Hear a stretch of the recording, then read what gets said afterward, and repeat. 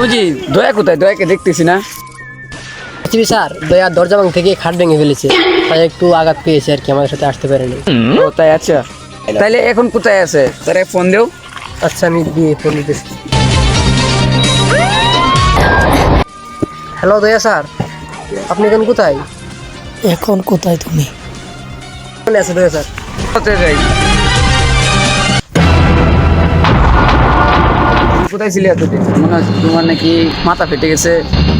Sir আমি এখানে গেছিলাম, আমার গুন্ডারা মেরেছিল। কে অভিজিৎ বলেছিল তোমার যে এই ঘটনা মানে ঘটছে? স্যার আমার বন্ধু দয়াকে মারছে, আরে অত বড় সাহস, তাকেও আমি ছাড় দেবো না। চলেন গিয়ে ধরি আমরা তাকে।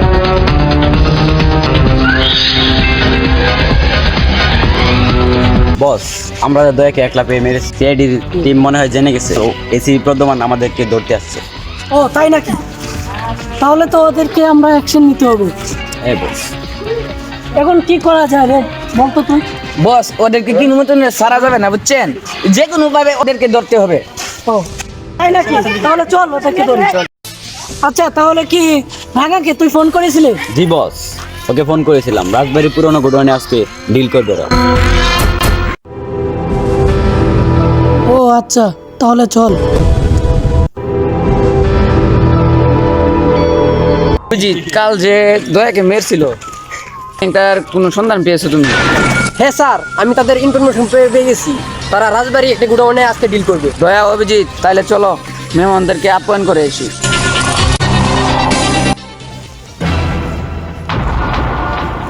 তো তো দেখে নাই তোমাকে? জি না।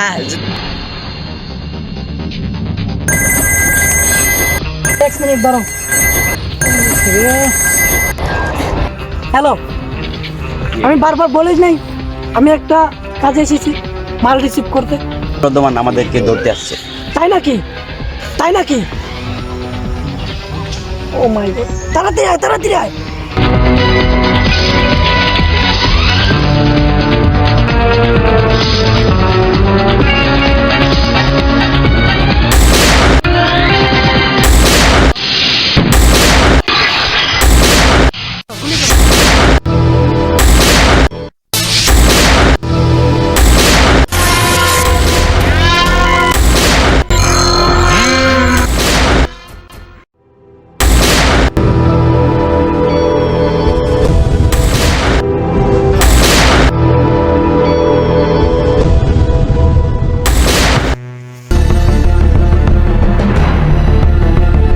এসপি শুন, দাঁড়া, দয়াকে বল গুলিটা ফেলতে, না হলে ওকে খুন করে ফেলবো।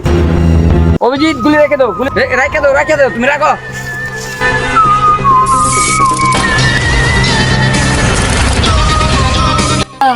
লাস্ট পর্যন্ত আমার কাছে মাথা নত করলে অভিজিৎ সিআইডি প্রদ্যমান।